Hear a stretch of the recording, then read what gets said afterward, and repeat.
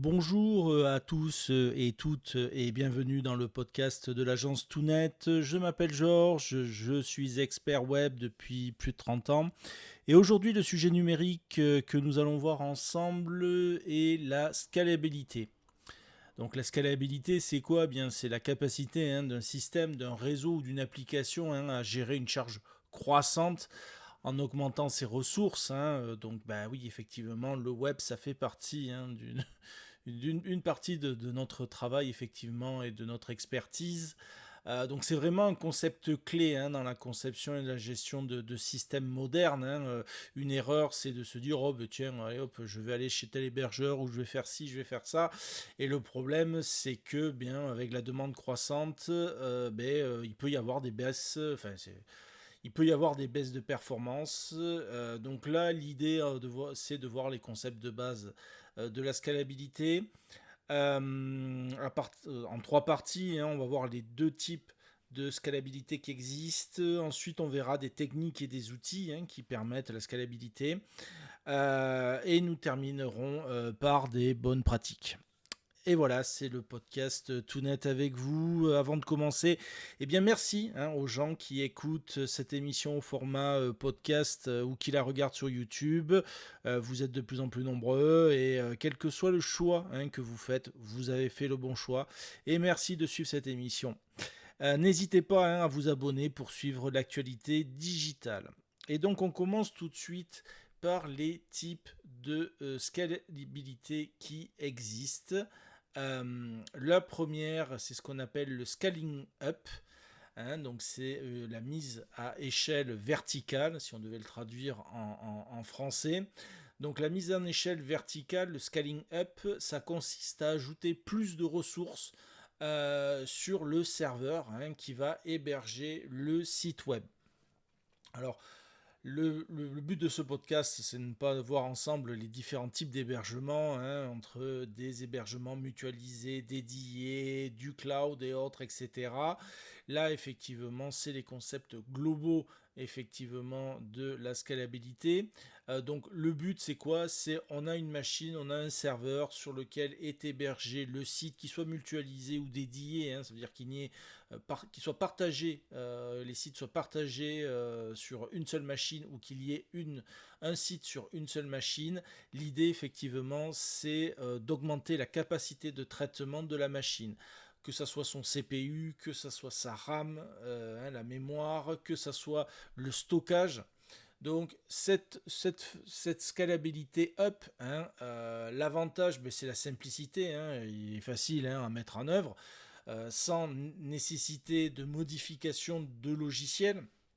L'idée, c'est quoi? Ça va être, par exemple, j'ai un problème de mémoire, je vois que j'arrive à saturation de ma mémoire, j'ai 32 gigas de mémoire sur le serveur, tiens, je vais dédoubler, je vais mettre une barrette de mémoire supplémentaire pour passer à 64.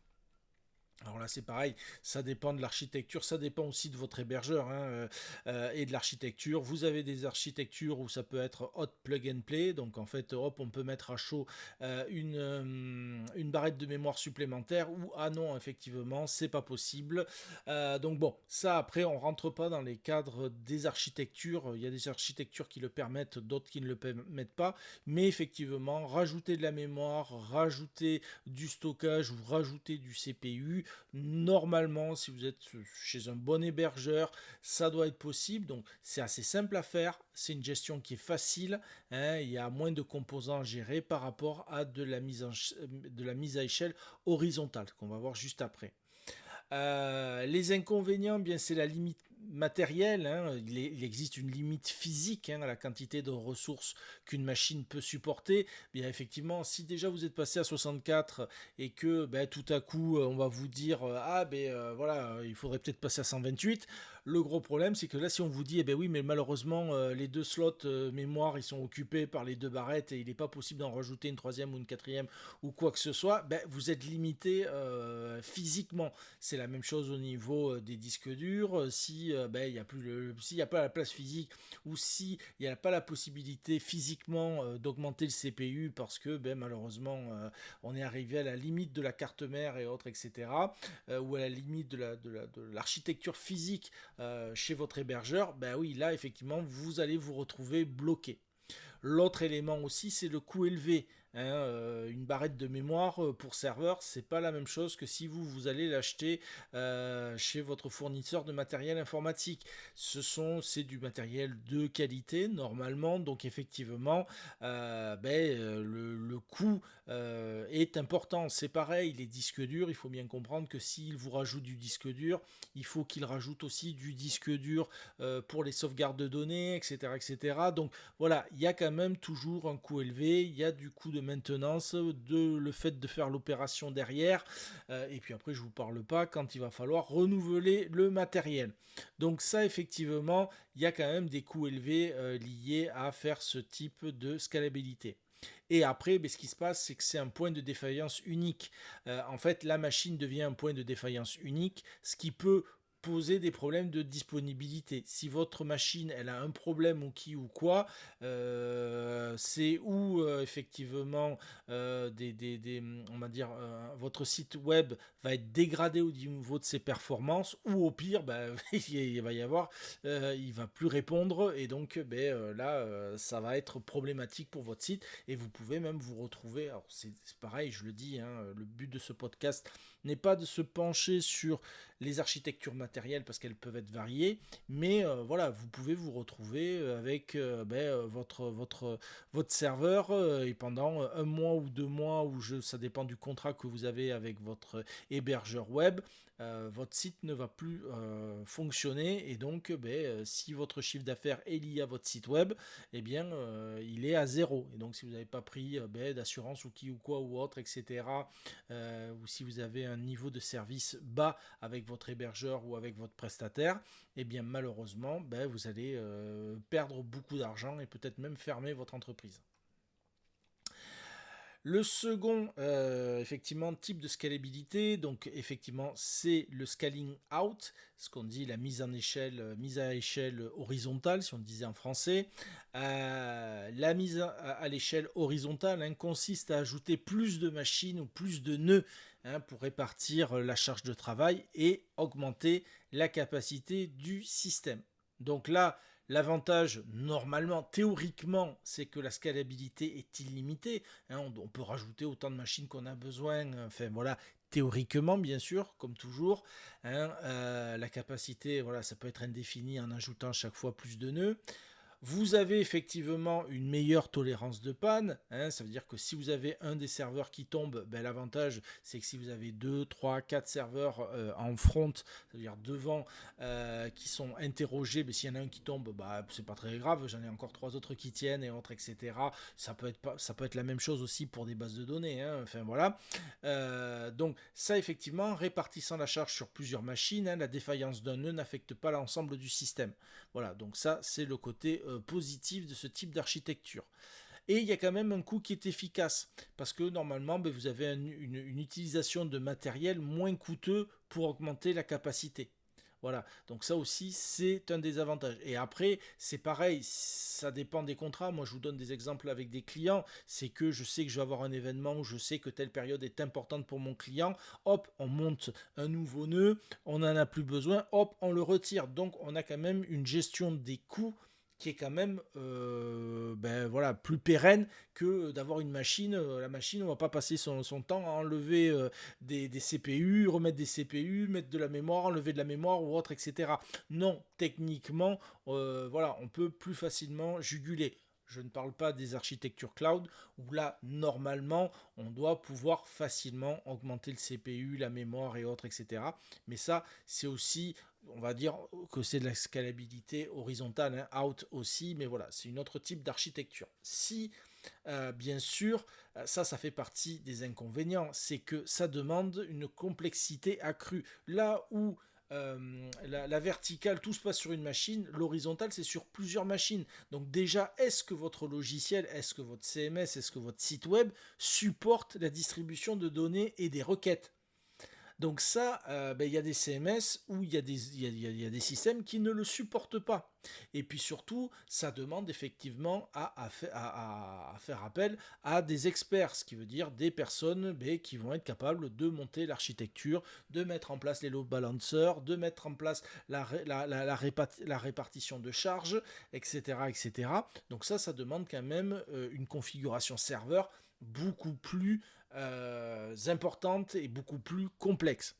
Et effectivement, une des problématiques, c'est la synchronisation des données. Hein, il faut avoir une gestion cohérente, et une synchronisation des données entre les nœuds. Si vous avez plusieurs bases de données, il faut bien comprendre que si le système va interroger une base, il doit retrouver exactement la même information sur la base numéro 2. Après, ça dépend comment vous allez monter vos bases de données aussi. Hein, il en existe différents types d'architecture par rapport à ça. Mais voilà, il faut être sûr qu'il y ait une cohérence. Si je vais interroger sur la disponibilité du stock d'un produit par rapport à un site de e-commerce, si mes bases de données, si j'en ai plusieurs, elles sont pas correctement synchronisées, si dans un cas il dit eh ben oui il reste du stock et dans l'autre côté il me dit ben non il y en a plus parce que il y a quelqu'un qui a fait un achat et qui a vidé le stock, ça va poser un problème de cohérence d'affichage des données. Donc ça aussi, bon, ça peut poser des problèmes. Donc, il faut bien comprendre qu'on utilise en général ce type de scalabilité. Par exemple, si on veut monter un cluster, c'est-à-dire un groupe de serveurs web pour gérer plusieurs requêtes HTTP simultanément, c'est-à-dire que vous avez un gros site et il va falloir encaisser des requêtes HTTP, HTTP, HTTP, voilà. Moi, ça m'est arrivé. Et bien oui, effectivement, dans ce cadre-là, c'est le meilleur type de scalabilité pour un site web. La même chose effectivement pour les bases de données, si vous avez des bases de données distribuées où les données sont partitionnées et réparties sur plusieurs nœuds, ben là aussi ça permet d'accumuler le nombre de requêtes et autres, etc.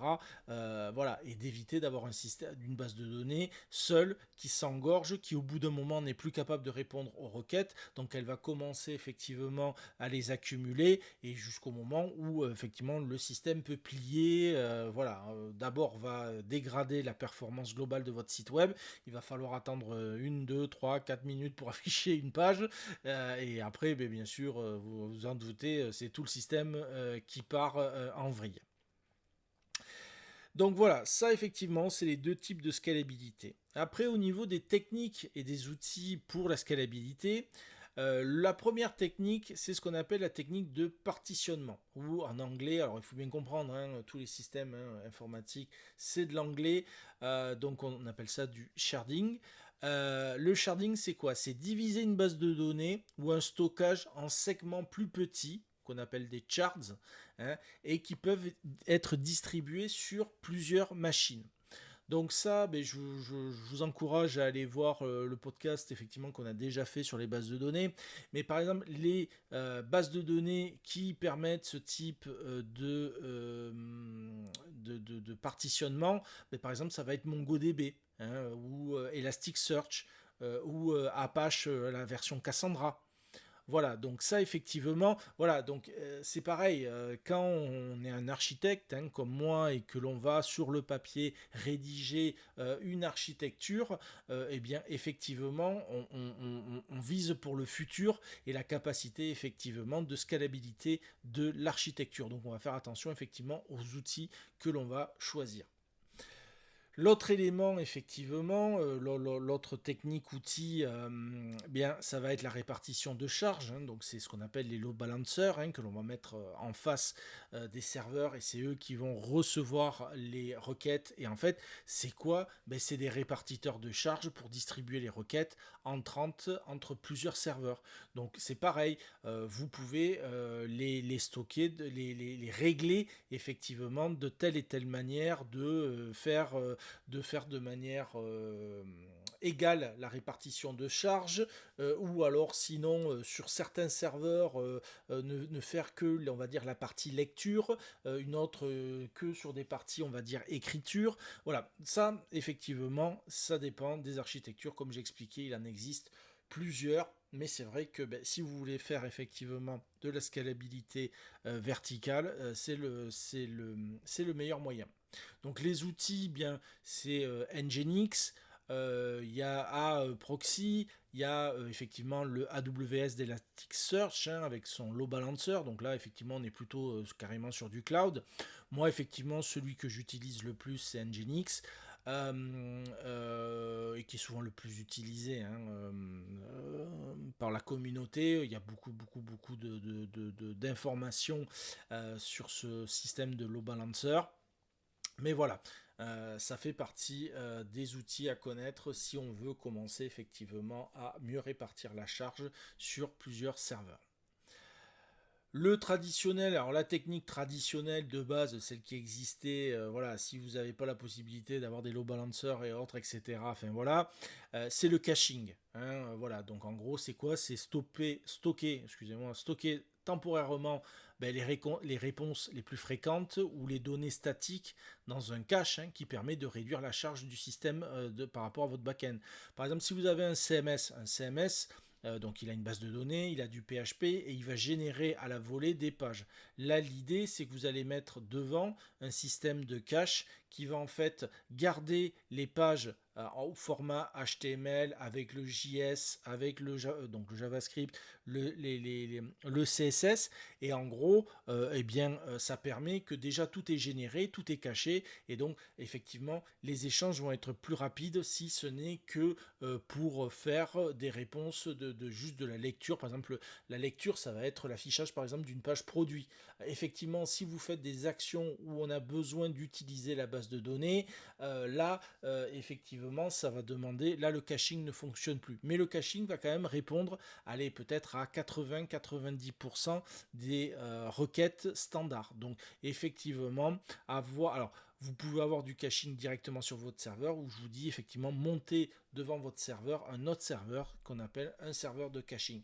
C'est pareil, ça dépend de l'architecture que vous prenez.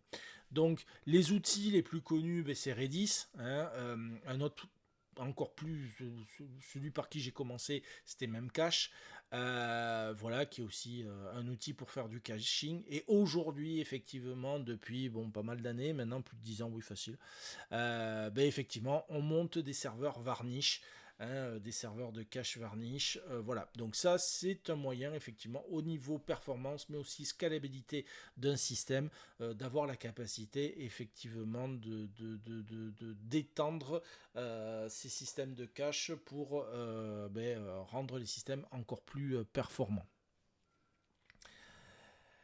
L'autre technique et outil, c'est ce qu'on appelle l'autoscaling. Donc là, effectivement, c'est quoi ça veut, c'est dans le titre. C'est ajouter automatiquement le nombre de ressources en fonction de la charge de travail actuelle. Donc ça, effectivement, grâce au cloud et autres, etc., ça fait partie des choses de prestations qui permettent effectivement de faire qui permettent de faire du scaling assez facilement. Donc là, qu'est-ce que vous avez comme outil? Toujours AWS, donc de l'Amazon. Vous avez AWS Autoscaling, vous avez Kubernetes Horizontal, et vous avez aussi Google Cloud Autoscaling. Bon, vous en avez d'autres, mais voilà, ça aussi, c'est... et donc, effectivement, aussi de consommer et de réduire suivant les besoins. Alors, il faut faire attention au niveau des coûts, ça aussi, on peut avoir des surprises. Mais voilà, ça fait partie des techniques possibles. Je voudrais terminer ce podcast bien par rapport à des bonnes pratiques, par rapport à la scalabilité.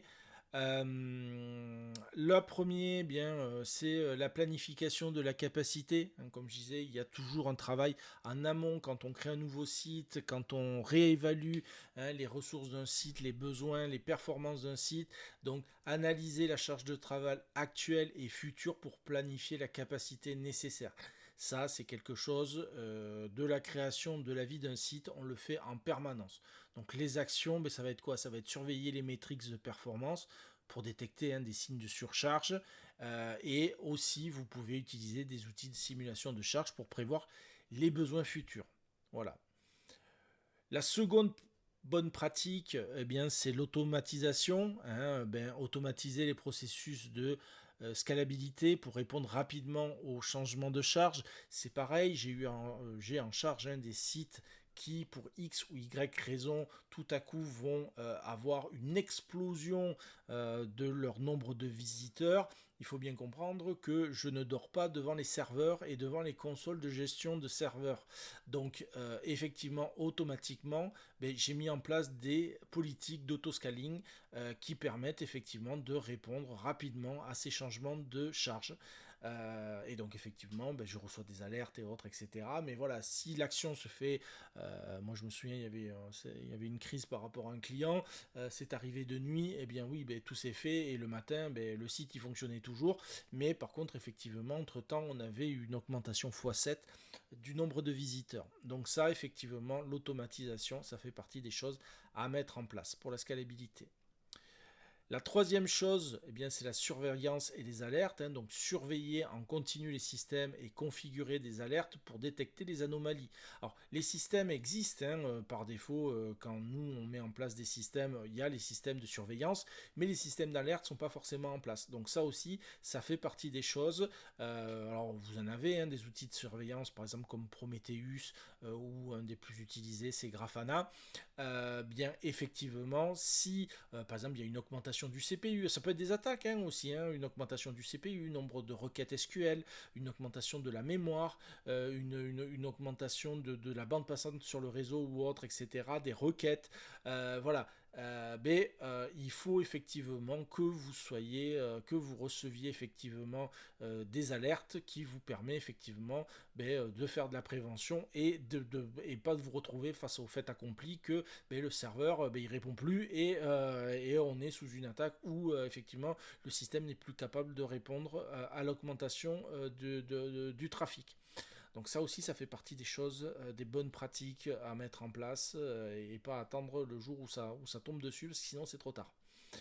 La dernière bonne pratique, effectivement, c'est les tests de scalabilité. Donc, essayer d'effectuer des tests de charge et de performance pour vérifier la capacité de votre scalabilité de votre système. Donc ça, il existe des outils pour faire ce type de test de charge.